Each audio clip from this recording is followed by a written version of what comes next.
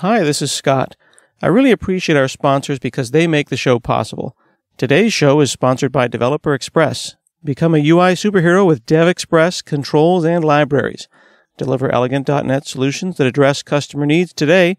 By leveraging your existing knowledge, you can build next-generation touch-enabled solutions for tomorrow. You can download your free 30-day trial at dx.hanselminutes.com. That's dx.hanselminutes.com.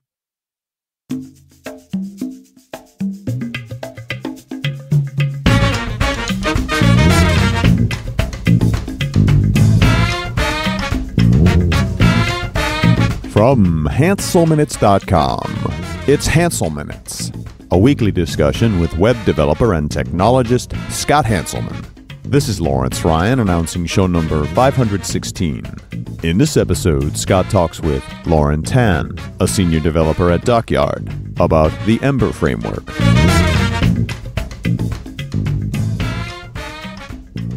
Hi, this is Scott Hanselman. This is another episode of Hansel Minutes. Today, I'm talking with Lauren Tan. She's a senior developer at Dockyard and an expert on Ember. How are you? I'm very good, thank you. So you did a great talk at EmberConf about ambitious UX for ambitious apps, and I really like that word, ambitious. Like, what made you pick that word? So I've been working with Ember as a technology for almost 2 years now.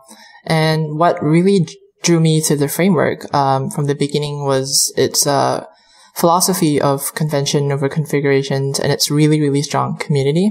Mm-hmm. So the benefits of using a framework like Ember mean that you no longer need to work with a regular web development like in a very imperative fashion. Because in the past, with web development, it was very much where you were playing around with elements in the DOM. You had to think about event listeners and stuff like that. And it was very imperative and not at all a very enjoyable developer ergonomics. Ergonomics is another interesting word. I think about ergonomics in the context of like being friendly to my wrist or to my back. But what do we mean when we think about ergonomics in the context of how it feels to use a development platform?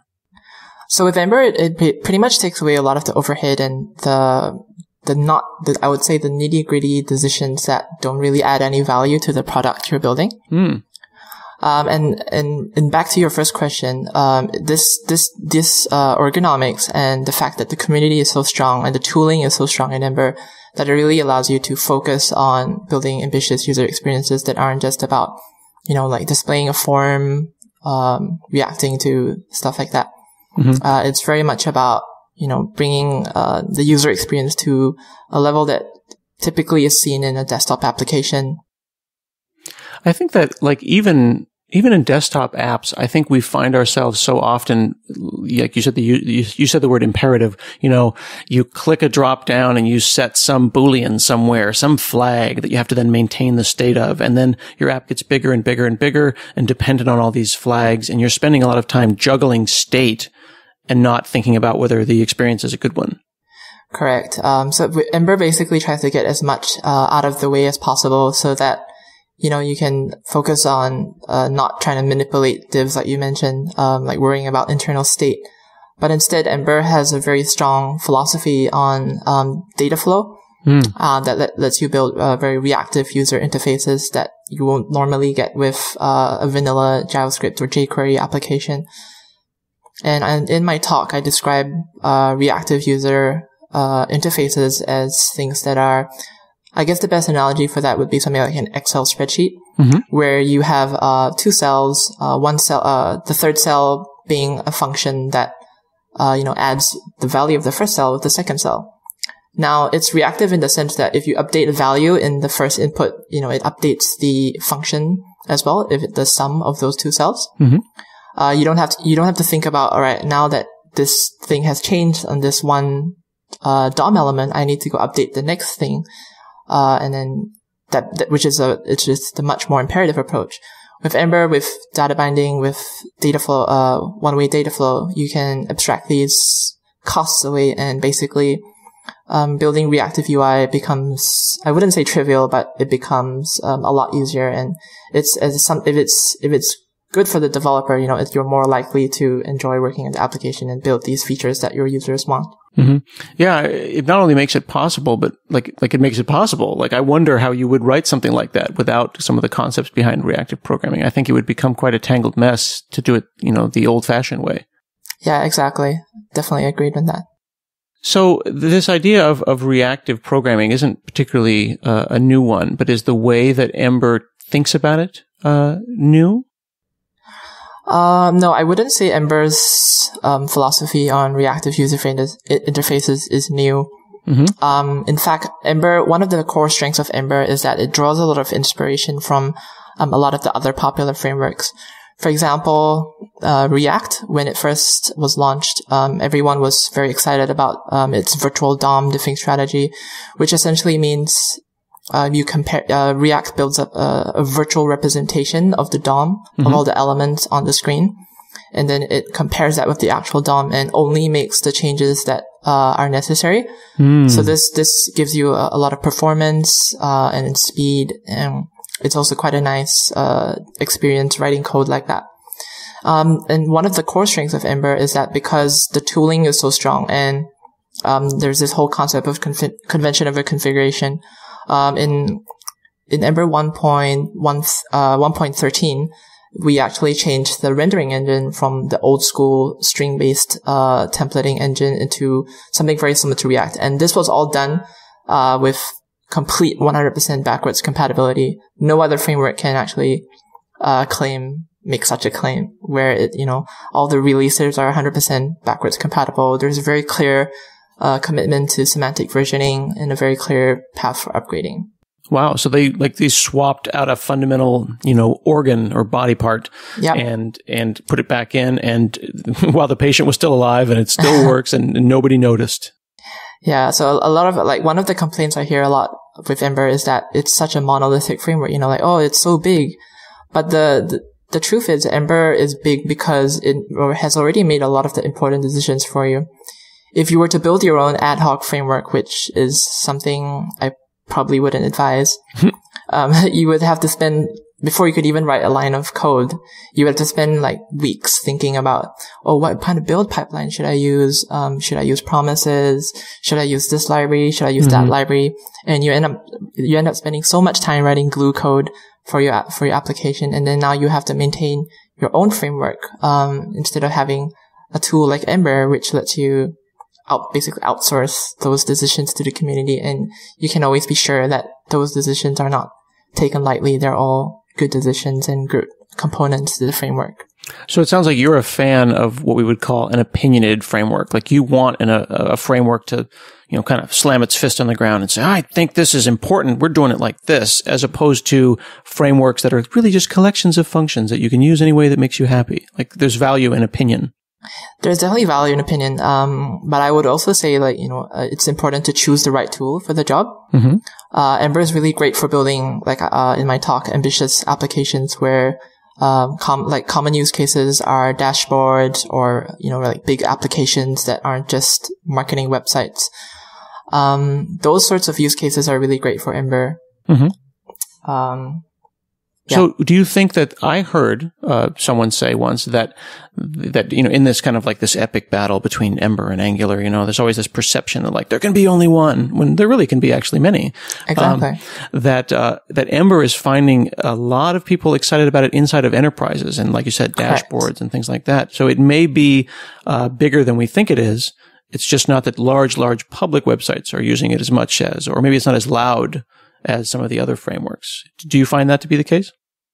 I would actually disagree with that. So, unknown to a lot of people, actually, Ember works on a huge amount of public facing websites. I mean, I could just list a few. Please. Some of the biggest ones are Twitch, which is a streaming site for video games that runs on an Ember application which faces users. Vine, which is an application. Yeah, Vine, the web app for Vine is also built on Ember. Yahoo uses Ember internally. Heroku, which is the platform as a service company, they also use Ember for their dashboards. And there's so many more. Apple Music is actually in Ember. Travis, Bustle, Ghost, Netflix. Wow. I could name a whole list of big companies that use Ember. So why do you think that there's that perception that Ember is like, second or not first, in the contest here? Or is there really a contest? Is it good that we should have 5 or 6 really good frameworks and we just pick the ones? I definitely agree. I mean, React alone has given Ember so much opportunity for cross idea pollination. Angular has, all the frameworks basically have borrowed it from each other. And this has only meant competition is good with the frameworks. Some people are a bit turned off by all these frameworks coming up, and every day you'll see someone write another JavaScript hype fatigue post. Like, oh, there's so many frameworks, so much stuff to do with JavaScript. I'm overwhelmed. I don't know what to do. But the reality is Ember is so popular because it takes the best practices from all these different approaches and it integrates them in such a way that you can use them without having to, cobble together your own ad hoc framework. So I would say that Ember it's just a really great tool for building ambitious applications once again. I have a talk I do on JavaScript, and I talk about how funny I think it is that when someone does a startup, that the first thing they're going to do is say, all right, we're going to make a Uber compete, but first we need to write our own JavaScript framework from scratch. Why do people feel the need to do that? I think it's fundamentally quite an exciting thing to build your own framework. It feels very exciting as a developer. It's like, I'm going to build this awesome thing that I will maintain, and it's going to be perfect because it's going to be made up of micro libraries. There's definitely benefits to that, but at the same time, it also means that, now you're the sole source of maintaining that ad hoc framework. And I think a lot of people get too excited with the thoughts of, which parts of, which micro library should I use? Should I use this routing framework? Should I use a promises library? Which library should I use? You get, so caught up in all the hype with, new technologies like React and Redux and Flux and like a million other new things. All the shiny things that you kind of lose track and you get too caught up with just trying to make a really cool framework. But then that comes at a cost of ignoring like your actual application. You spend weeks deciding on a build tool without actually writing a line of business code, which you should be focusing as a startup, right? That's the core thing you want to prove, not really about this framework you can cobble together. So you mentioned fatigue. I've also had people talk about like library fatigue, like in order to get, before I can get my text boxes up on the screen, I've brought in, 50 libraries or 150 libraries from NPM. Does an Ember app, does it have to be a huge pile of libraries, or can you get a lot done with minimal, third-party stuff? So Ember's, I mentioned earlier that Ember has a really strong community and tooling. One of these tools is called Ember CLI, which is the Ember command line interface tool. That's a really great tool because the CLI also adheres to this convention over configuration philosophy, just like the framework, which means that as a result, we actually have add-ons that can be very easily installed into an application. So no longer do you have to like look for a jQuery plugin and then figure out how to integrate it into your application. With Ember CLI and its huge, if I'm not wrong, there's almost 2,000 of these add-ons currently out right now. Wow. I've written a few of them as well. The benefit of that is, you can share code so much quicker.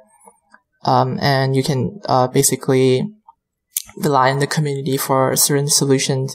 I mean, you don't always want to write the same thing over and over again. Sometimes it's better to I would say outsource that kind of decision making to trusted libraries that have established like really good practices for doing certain things. For example, file uploads or authentication. These are things Ember is really, really strong at. So you talk about being trusted and being reliable and kind of like, letting the systems do their job.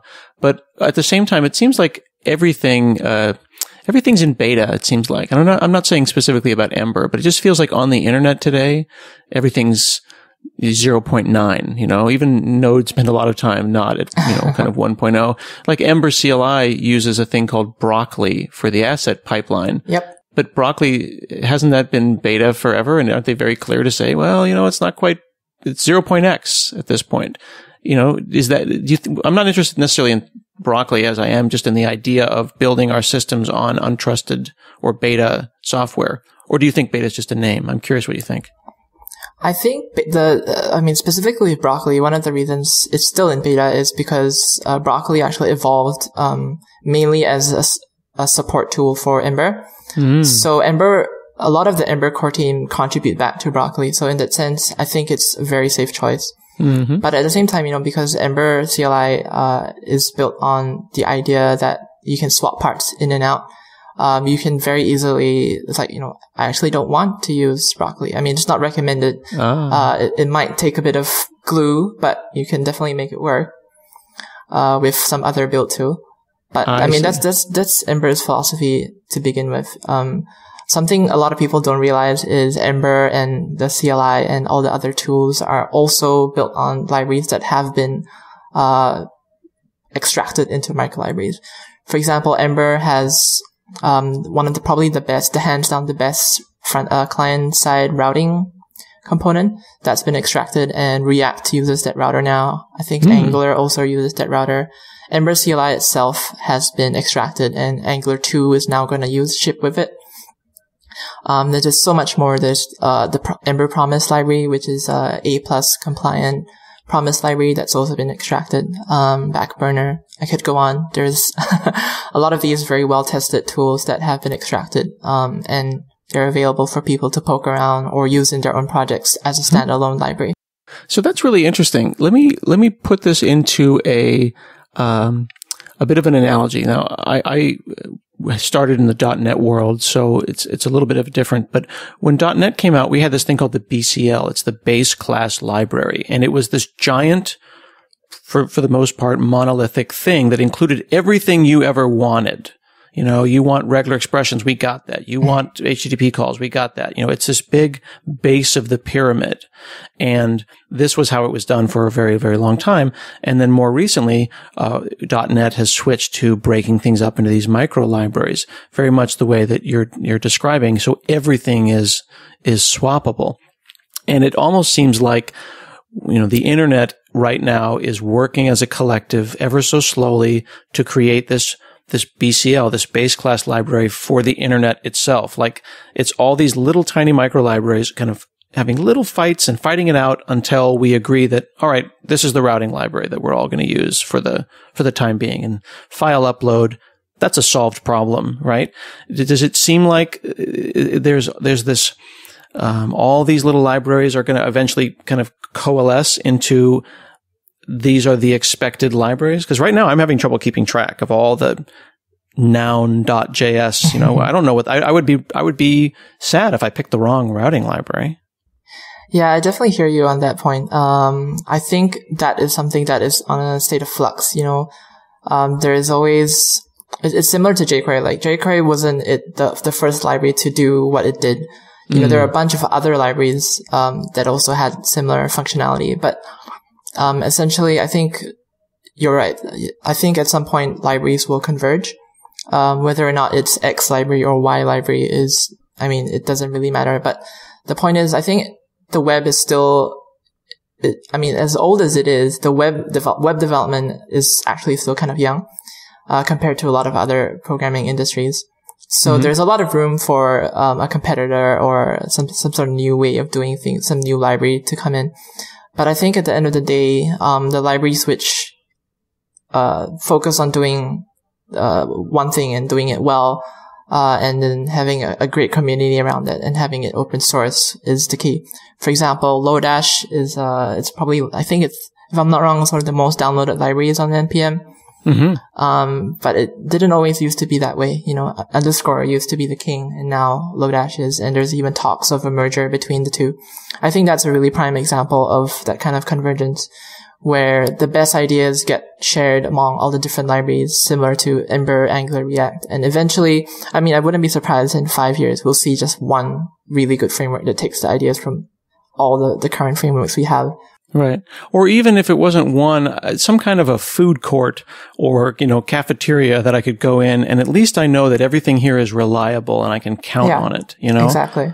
Because we always joke about noun.js, right? It's like pick a noun, like lawn chair. Like that's a thing. There's a JavaScript library for pretty much everything you can think of. We're running out of, like you said, Backburner. And I'm like, wow, that's a cool name. Like I want to go check that out, but I don't know if that's the right thing for me. And you really never know until you dig into it. So Correct. Then who has all the time? Who has the time to dig through every micro library and decide? So then it becomes, like you said, a community issue, doesn't it? Correct. Definitely. Ember, that's why Ember strongly believes in its community, because a lot of the best decisions we've made have been as a result of community collaboration. Ember is not a framework which is driven by a singular entity, like one of the big, I'm probably not going to name the companies, but it's not driven by any one large company. Ember's core team is made up of contributors from a wide variety of companies, and they all have interests in keeping this framework sane, and it's not just driven by a single individual organization. Mm-hmm. You brought up community a lot, and what does that mean to you? Is it welcoming? Is it the ability to Google something and find it quickly on Stack Overflow? I mean, what does it mean to have a welcoming community for your library? A welcoming community. So Ember's community has been really, I would say there are two main reasons why Ember's community is so strong. First of all, the core team is committed to, a wide variety of applications. So again, it's not just about one, organization's whims and, that dictate the direction of the framework. It's, Ember has I think it's a very unique RFC process, which is, I believe, influenced by the Rust RFC process. So before any new features land in Ember, there is an RFC that will go out that's publicly accessible by anyone. It's also very similar to what TC39 is doing with JavaScript proposals, where they make these open source for like the new versions of the JavaScript. So this RFC process basically lets anyone have a say in some framework. For example, there was a very long discussion on whether or not Ember 2.0 should support IE8 or IE9. That was a very long discussion. I mean, if it were driven by some other company, that might have been dropped very quickly. And then the second thing is Ember's community has just been focused on, it's just really friendly community. Even the fact that you can see from Ember's logo, it's a happy logo. Maybe that's one of the reasons why people don't take it as seriously as the others. Yeah. But it also means that, the people who end up working at Ember, they're really friendly, very accommodating. And if you join the Slack channel, for example, there's like a lot of people who constantly are there. I don't know if they're real people, but because sometimes they answer questions like 24/7. Yeah. And these people are so dedicated, and they will hop on board and rapidly answer your question. And it's not just them, because there's this strong focus on convention over configuration. There's usually one right way of doing things. So it's not just one person who knows the answer to your question. It's a lot of people. It's a community problem. That's cool. And hopefully there are no dumb questions. No, there's definitely no dumb questions. Very cool. One of the things I wanted to dig a little bit more into is this idea of data flow, because you said that that's so important, is the flow of data and then maintaining those relationships between that data. Does this mean that I can't just sit down and start writing an Ember app? Do I need to map this out and really have a sense of what I'm writing first? Is design up front more important with an Ember app? I would, yeah. So the thing about Ember as a framework is that because it's such an opinionated framework, there are certain recommended ways of doing things. And there is definitely a lot of value in sitting down and having a think about how you want to model your application before you actually start building it. Because Ember ships with all these things like Ember Data, which is a data persistence library that helps you map almost like an ORM into AJAX calls. There are things like that where sometimes I would say 80% of the difficulty in an application is just thinking about how data is structured and how it flows. And Ember is actually designed really well to help you do that. So I would say, yeah, data is becoming a more important issue with Ember, and a lot of the new features and philosophies that have come about are related to data flow. And actually, this year in March, the end of March, I'll be giving another talk at EmberConf 2016 about that topic. Oh, is it about data flow specifically? Well, my talk is going to be about idiomatic Ember, and basically the philosophy behind it, about data flow, about how an idiomatic Ember should look like. That's a really interesting, I love that word idiomatic, because it gives you a sense of how, that you've reached a certain level, right? Like when you learn a language, right? Like I speak some Spanish, but it's not very good. It's certainly not idiomatic, Spanish, but I can be understood. But you wouldn't look at it and say, wow, that is some lovely poetry right there. That's Chipotle level Spanish. And I suspect I'm probably the same way in Ember. Like I can get it done, but I don't know if it's idiomatic. I don't know if it's correct and appropriate and elegant. Correct. Yeah. I mean, in fact, that's been one of the major issues with Ember is that, a lot of people believe that, there is a very steep learning curve, which I wouldn't say is incorrect. I mean, Ember is not, something you can just, sit there and understand in 2 minutes. It's something that takes a bit of thought. But, this means that, you do the thinking up front. Once you learn the conventions, you're super productive. And when you stop learning to fight the framework and to work with it, you are so much more productive. And your team as a whole benefits from that approach. Mm-hmm. I've heard a lot of people say that there's concern that we're forgetting about JavaScript and we're focusing on the frameworks. Like there's a saying that no one writes JavaScript anymore; they write jQuery. How important is a real deep understanding of JavaScript when you're learning Ember? Very important. I mean, basically, Ember has a bunch of conventions and different concepts like routable components, a component, a route, data, Ember data as models. Mm-hmm. But underneath that all, you still need to write JavaScript to get all these things working. Right. And because Ember, the Ember tooling is so strong, Ember CLI already ships with, the Babel transpiler, which for those not familiar with lets you write, the modern ECMAScript syntax in your application, even though they might not necessarily be supported by the browser yet. Mm-hmm. So Babel, the JavaScript compiler Babel, that's the one that takes, ECMAScript 2015 module syntax and then turns it into Require.js style AMD modules. Yeah, exactly. So, that ships by default. So every Ember app today, if you go use the Ember CLI, you type Ember new, you're going to get, an application that's already bootstrapped to work with all the best, technologies, like the latest ECMAScript you work with. Whatever other, tech library that it ships with. But yeah, Ember is really very much about choosing the right tools and focusing on making those tools really good. Mm-hmm.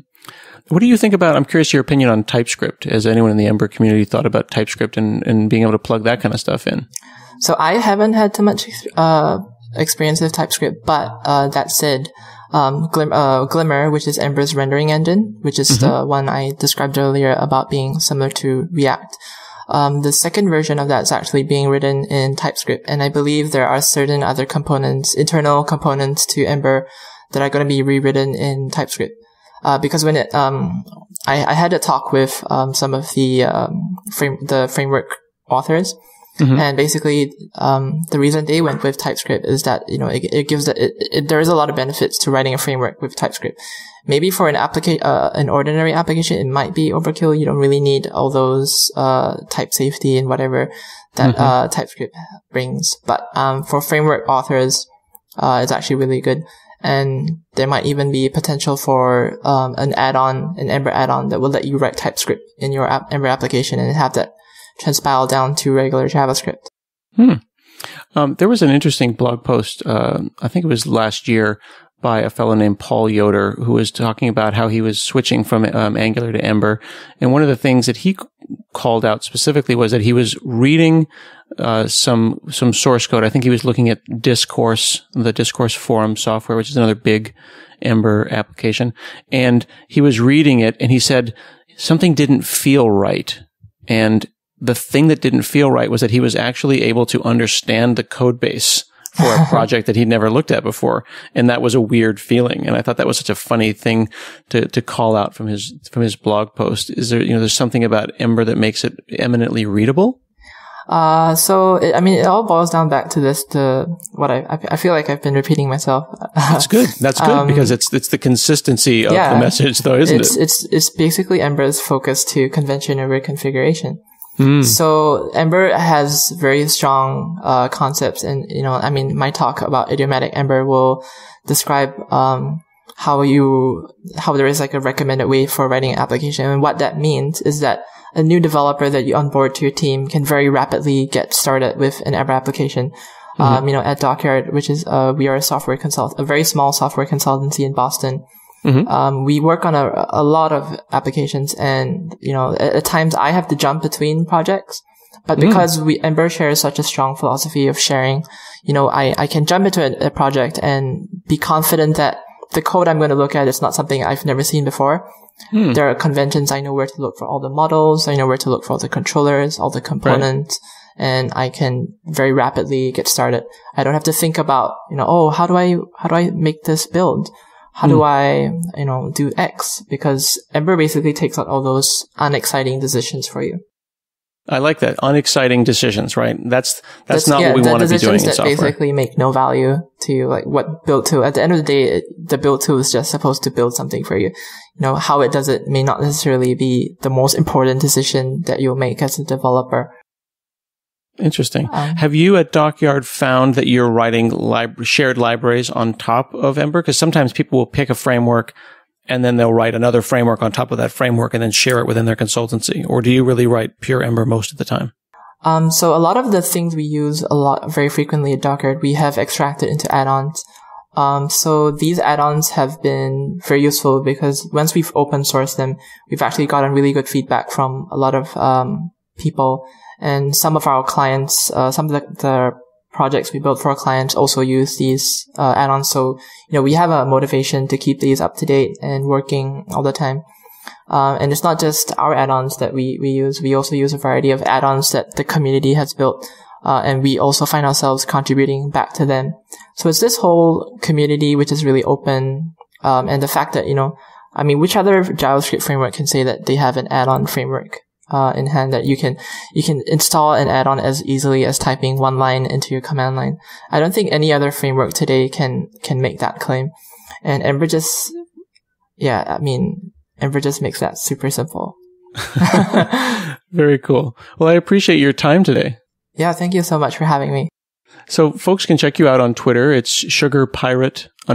Correct. And sugarpirate.com is your website. And from there, you can go and check out your talk at EmberConf 2015, as well as your excellent slides over at speakerdeck.com. Yes, thank you very much. Hopefully I'll see some of you at the 2016 EmberConf in Portland, Oregon this March. I see. I'm in Portland, Oregon. I need to figure out how to get a ticket to that. That's fantastic. Thanks so much. Thank you very much for having me. This has been another episode of Hansel Minutes, and we'll see you again next week.